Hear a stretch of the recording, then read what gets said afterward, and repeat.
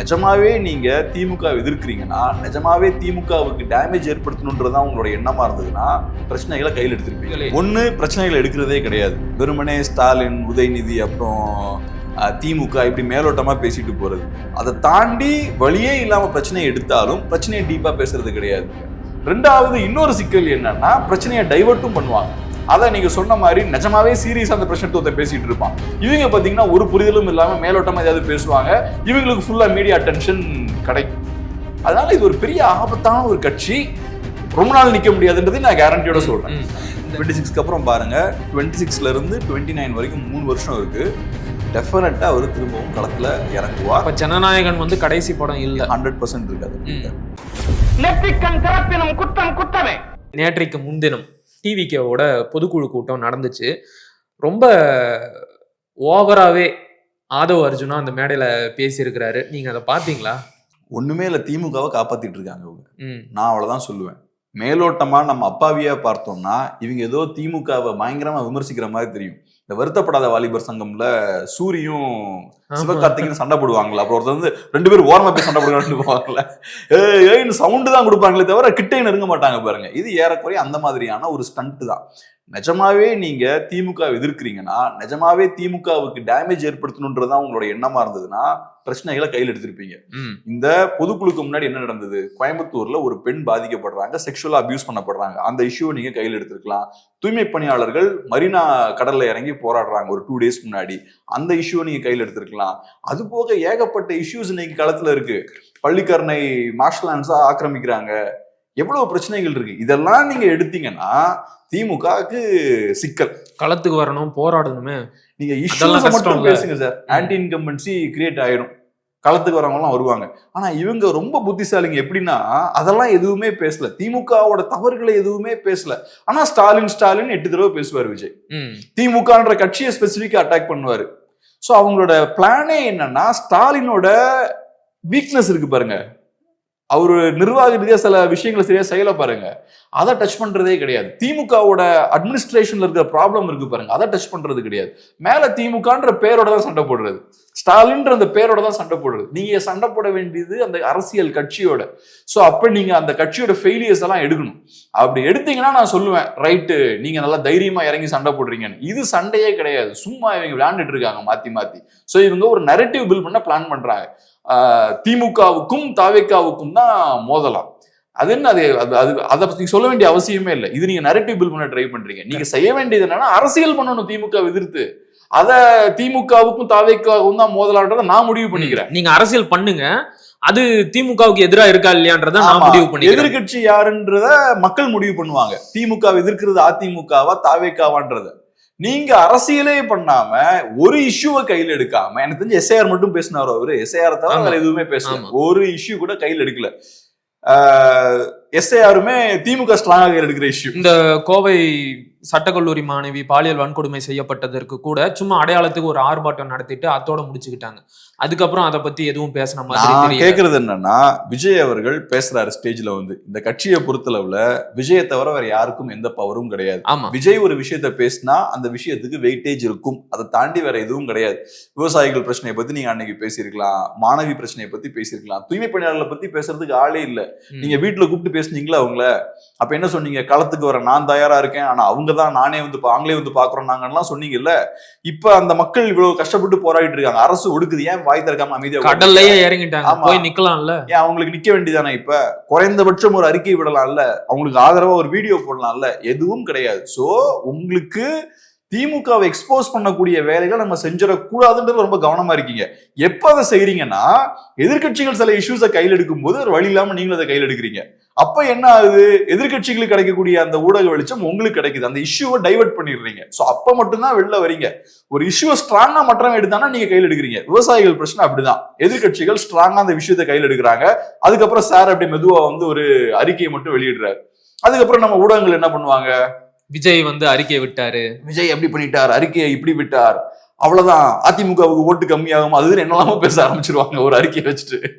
ஆனா அவரு ஒரு பிரச்சனை தொடர்பா வெளியிடுற அறிக்கையில அந்த பிரச்சனை குறித்து எந்த ஒரு ஆழமான புரிதலும் இருக்கிற மாதிரியே தெரியல. அது சாராகட்டும், இல்லைன்னா இந்த நெல் மூட்டைகளை கொள்முதல் செய்யாம அதை முளைக்க விட்டதாகட்டும், எதுலையுமே அந்த பிரச்சனையோட கோர் பிரச்சனை என்ன, கோர் இஷ்யூ என்ன அப்படிங்கிறத அவர் அட்ரஸ் பண்ற மாதிரியே தெரியல. சும்மா மேலோட்டமா எல்லாத்தையும் பேசிட்டு போறாரு. அப்படிதான் இருக்கு அவருடைய புரிதலே. ஒண்ணு பிரச்சனைகள் எடுக்கிறதே கிடையாது, வெறுமனே ஸ்டாலின், உதயநிதி, அப்புறம் திமுக இப்படி மேலோட்டமா பேசிட்டு போறது. அதை தாண்டி வழியே இல்லாம பிரச்சனையை எடுத்தாலும் பிரச்சனையை டீப்பா பேசுறது கிடையாது. இப்ப அவரு பிரச்சாரத்துல தானே பண்ணாரு, வரிசையா ஒரு 5-6 பிரச்சனைகளை பேசுவாரு. எந்த பிரச்சனையை பத்தியுமே கொஞ்சம் பேசிக்கா கூட பேச மாட்டார். நம்ம டீப்பா கூட விட்டுருவோமே, இதுதான் பிரச்சனை, இதனால இவங்க பாதிக்கப்படுறாங்க, இந்த பிரச்சனைக்கு இதுதான் தீர்வு, அதுக்கு நாங்க இந்த மாதிரியான வேலைகள் பார்ப்போம், நம்ம பேசிக்கா சொல்லலாம்ல, அது கூட கிடையாது. பிரச்சனை அவ்வளவுதான், பிரச்சனைன்னு அப்படி எழுதிட்டு அப்படி கிளம்பிட வேண்டியதுதான். அந்த பிரச்சனையோட பேரை மட்டும் இப்படி போடணும். SIR ஒரு பிரச்சனையா இருக்கு, கச்சத்தீவு நம்ம கையை விட்டு போயிருச்சு அது ஒரு பிரச்சனையா இருக்கு, இப்படி வரிசையா ஒரு 7-8 பிரச்சனைய பட்டியலிட்டு கிளம்பிடணும். அதுக்கு எந்த பிரயோஜனமுமே கிடையாது. சோ அதனால இந்த கட்சியை பொறுத்தளவுல இவங்களோட பர்பஸே என்னன்னா, பிரச்சனைகளை வெளியே கொண்டு வந்து நியாயத்தை வென்றெடுக்கணுன்றது இவங்க பர்பஸ் கிடையாது. பிரச்சனைகளை டைவர்ட் பண்ணும். அங்க நிஜமாவே பிரச்சனை இருக்கும்போது இவங்க புதுசா வேற ஒரு பிரச்சனையை கிளப்புவானுங்க. பிரச்சனை 1000 பிரச்சனை இருக்கு, கரூர்ல போய் புது பிரச்சனையை கிளப்பினானுங்க. அப்புறம் அந்த பிரச்சனையை பத்தி 30 நாள் நம்ம பேசிட்டு இருந்தோம். சோ அதனால ஒண்ணு இருக்கிற பிரச்சனை ஒரு சைட்ல இருக்கும்போது புது பிரச்சனையை கிரியேட் பண்ணுவானுங்க. ரெண்டாவது இன்னொரு சிக்கல் என்னன்னா, பிரச்சனையை டைவர்ட்டும் பண்ணுவாங்க. அதான் நீங்க சொன்ன மாதிரி நிஜமாவே சீரியஸா அந்த பிரச்சனை ஒருத்தன் பேசிட்டு இருப்பான். இவங்க பாத்தீங்கன்னா ஒரு புரிதலும் இல்லாம மேலோட்டமா ஏதாவது பேசுவாங்க, இவங்களுக்கு ஃபுல்லா மீடியா அட்டென்ஷன் கிடைக்கும். அதனால இது ஒரு பெரிய ஆபத்தான ஒரு கட்சி, ரொம்ப நாள் நிக்க முடியாதுன்றது நான் கேரண்டியோட சொல்றேன்.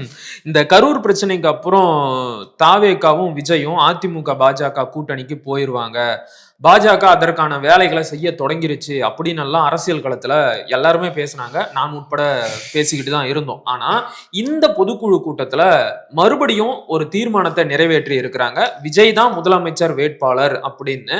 அது கூடவே இன்னொரு முக்கியமான தீர்மானமும் நிறைவேற்றப்பட்டு இருக்கு. கூட்டணி குறித்த அனைத்து முடிவுகளும் எடுப்பதற்கு விஜய்க்கு முழு அதிகாரம் கொடுக்கப்பட்டு இருக்கு.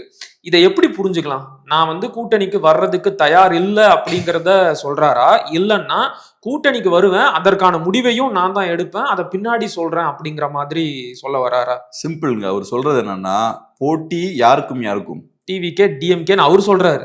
அப்ப முடிஞ்சு போச்சு, அங்கேயே முடிஞ்சு போச்சு. அங்க அதிமுகவுக்கு ஸ்பேஸ் கிடையாது.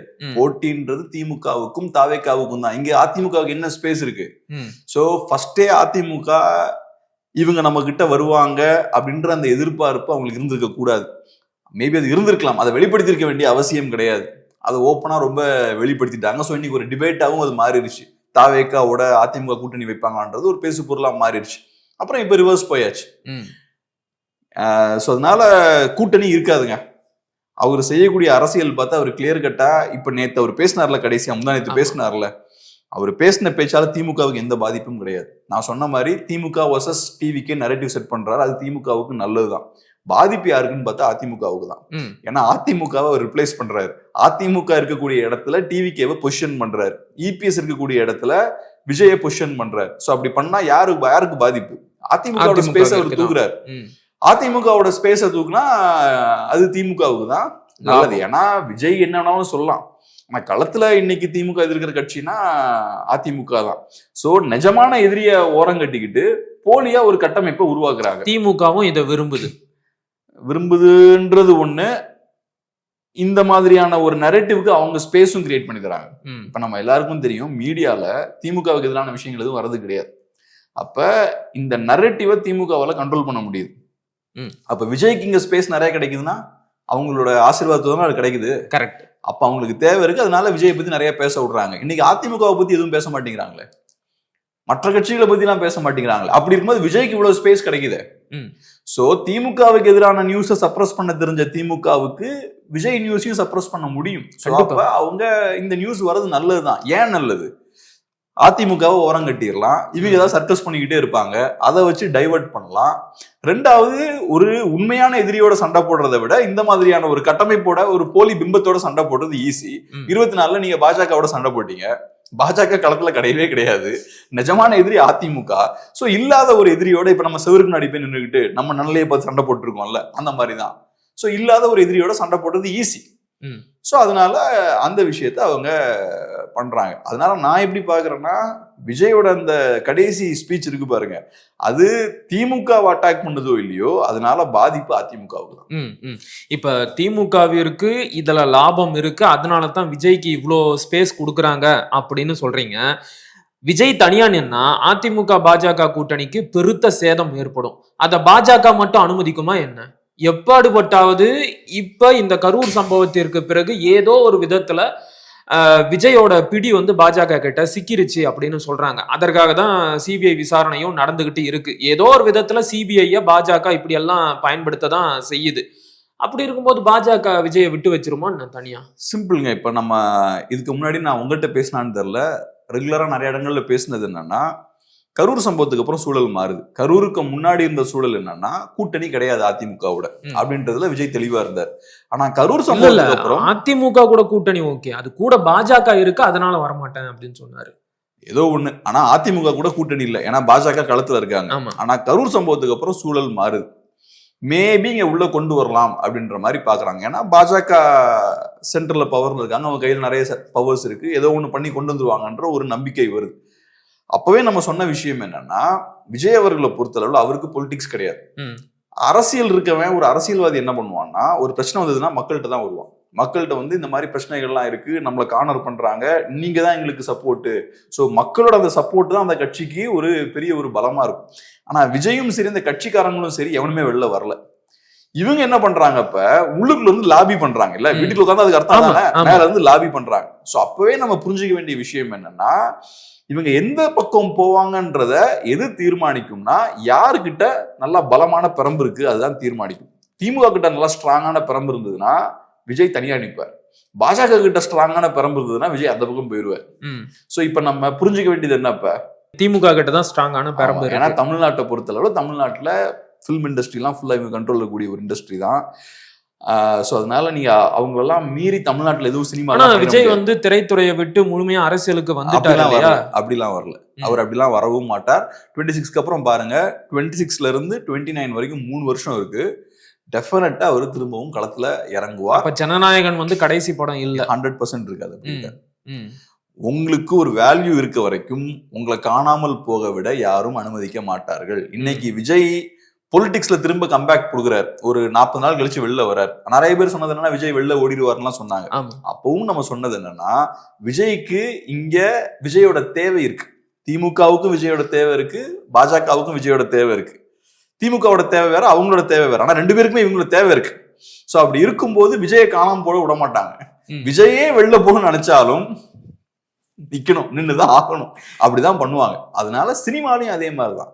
விஜய்க்கு ஒரு வேல்யூ இருக்கு சினிமால, மற்ற எல்லா நடிகர்களை விட சினிமால அவருக்கு பெரிய வேல்யூ இருக்கு. அப்படி இருக்கும்போது இல்ல எனக்கு மனசு சரியில்லைன்னா வெளில போக முடியாது, வந்துதான் ஆகணும். அடுத்து உங்களுக்கு பிடிக்காத ஒரு விஷயம், ஒரு தகவல் வந்திருக்கு. விஜயை எப்படியாச்சும் அதிமுக கூட்டணிக்குள்ள கூட்டிட்டு வந்துடணும் அப்படிங்கிறதுக்காக பாஜக அதிமுக கூட்டணியை விட்டு வெளியே போறதுக்கு கூட தயாரா இருக்கிறதா தகவல் வந்திருக்கு. தியாகம் பண்ண முடிவு பண்ணிட்டாங்களா? தியாகம் பண்றதுக்கு நான் ஒரு சிம்பிளான ஒரு லாஜிக் கேக்குறேன். கரூர் சம்பவத்துக்கு அப்புறம் சூழல் மாறுது. கரூர் சம்பவத்துக்கு முன்னாடி வரைக்கும் கூட்டணி எல்லாம் இல்லன்றத தெளிவா இருக்காங்க. கரூர் சம்பவத்துக்கு அப்புறம் கேமே மாறுது, கொஞ்சம் லைட்டா மாறுது, கூட்டணிக்குள்ள வருவதற்கான வாய்ப்பு இருக்குன்றாங்க. எந்த அடிப்படையில அந்த விஷயத்தெல்லாம் சொல்றாங்க? ஏன்னா வந்து இந்த கரூர் சம்பவத்தால டிவிக்கு வந்து பயங்கரமா டேமேஜ் ஆயிருக்கிறாங்க.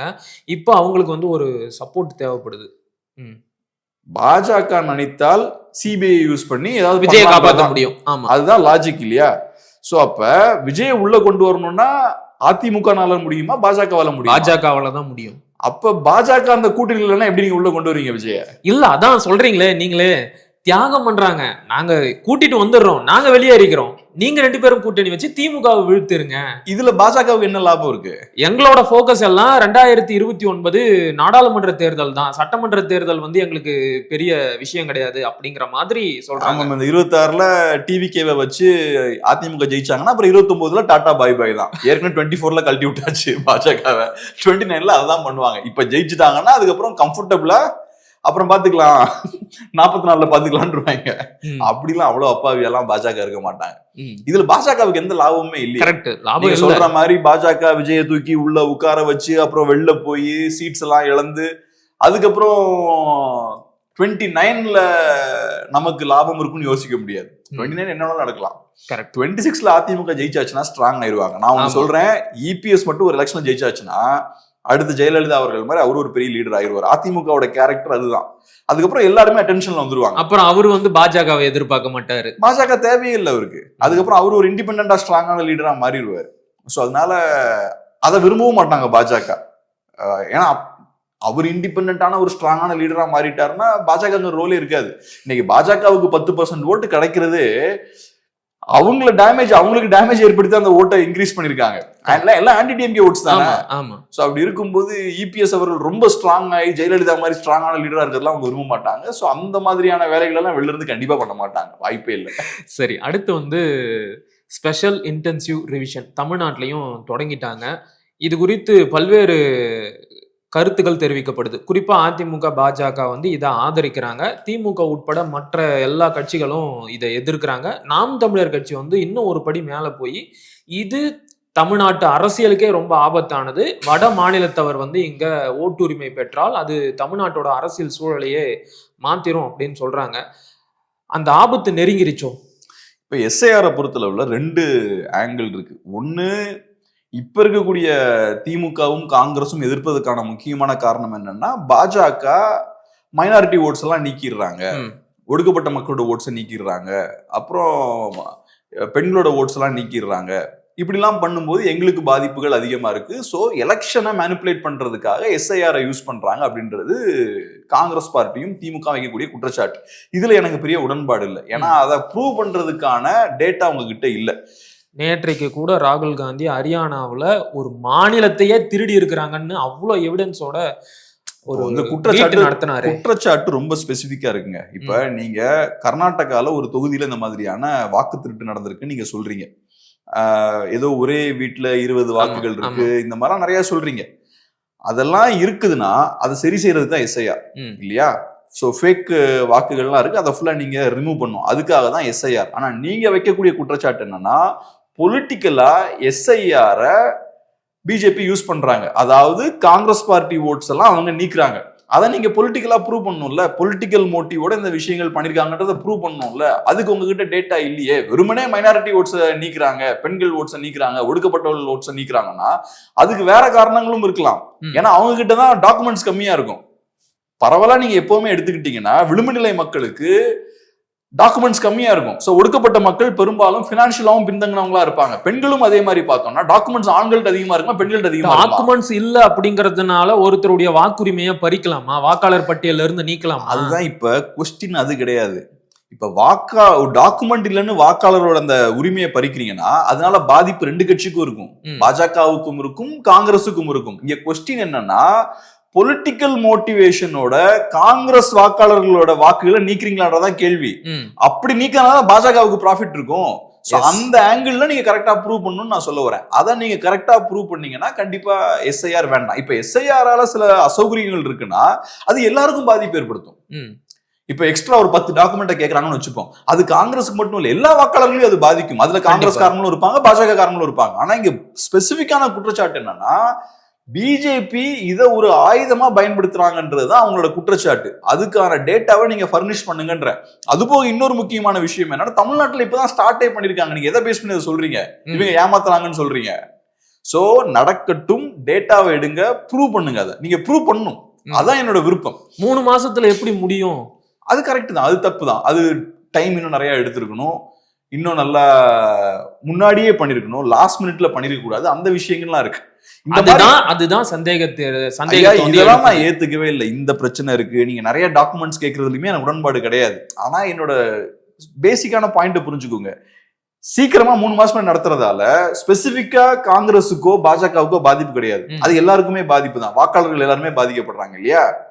அது நீங்களும் வேலையை சரியா செய்ய முடியாது. பட் நான் ஸ்பெசிபிக்கா சொல்றது என்னன்னா, உங்களோட ஸ்பெசிபிக்கான குற்றச்சாட்டு என்னன்னா, காங்கிரஸ் ஓட்டர்ஸை நீக்கிடுறாங்க, நீங்க ஃப்ராட்ல ஈடுபடுறீங்க. அதுதான் அவங்களோட குற்றச்சாட்டு. பாஜக இது ஒரு ஆயுதமா யூஸ் பண்ணி எலெக்ஷன்ல ஜெயிக்கிறாங்கன்றதான் குற்றச்சாட்டு. அதுக்கான டேட்டாவை நீங்க ஃபர்னிஷ் பண்ணுங்கன்ற, வேற ஒண்ணுமே கிடையாது. செகண்டரி விஷயம் என்னன்னா, செகண்டரி இல்ல, அதுதான் முக்கியமானது.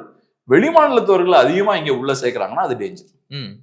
அடுத்தது பீகார்காரங்களை ஃபுல்லா இங்க ஒரு 6 லட்சம் பேர் இங்க ஓட்டர்ஸ் லிஸ்ட்ல ஆட் பண்றாங்க. இல்ல 6 லட்சம் பேர் அப்படிங்கிறது பீகாரிஸ் மட்டும்தான். ஆமா, அதை தவிர 70 லட்சம் பேருக்கு வந்து வாக்குரிமை கொடுக்கறதுக்கு வாய்ப்பு இருக்குன்னு வந்து பீகார்ன்றது ஒரு மாநிலம், அதுல இருந்து 6னா அப்புறம் மற்ற நிறைய மாநிலங்கள் இருக்கு, நிறைய மாநிலம் இருந்து இங்க வராங்க, எல்லாரையும் உள்ள ஆட் பண்ணோம்னா நம்மளால தாங்க முடியாது. ஒன்னும் இல்ல, தமிழர்கள் டைல்யூட் ஆகிட்டே இருப்பாங்க, தமிழர்களோட ரெப்ரசன்டேஷன் கம்மியாகிட்டே இருக்கும், மற்றவங்களோட ரெப்ரசன்டேஷன் அதிகமாகும். இப்பவே பாருங்க, சில பகுதிகளில் பிஜேபி ஸ்ட்ராங்கா இருக்காங்க, நார்த் இந்தியன்ஸ் அதிகமா இருக்கக்கூடிய நிறைய பகுதிகளில் பிஜேபி ஸ்ட்ராங்கா இருக்காங்க, அது நாளைக்கு இன்னும் அதிகமாகும்.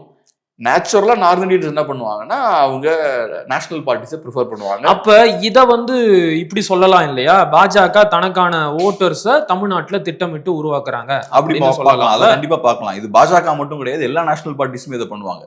இந்த ஆங்கிள் மட்டும் கிடையாது, அவங்களுக்கு தேவையான ஃபேவரபிளான சூழலையும் அவங்க ஏற்படுத்துவாங்க. ஃபார் எக்ஸாம்பிள் ஹிந்தி திணிக்கிறதா இருக்கலாம், அது எல்லாமே அதோட கலாச்சார ரீதி அவங்களோட கல்ச்சரை உள்ள கொண்டு வரதா இருக்கலாம். ஏன்னா அவங்களுக்கு தெரியுது தமிழ்நாடுன்றது தனியா இருக்கு, தனியா இருக்கும்போது அவனோட ஓட்டிங் ப்ரிஃபரன்ஸ் வேற மாதிரி இருக்கு. ஸோ நான் சொல்ற விஷயத்த அவன் கேட்க மாட்டேங்கிறான்.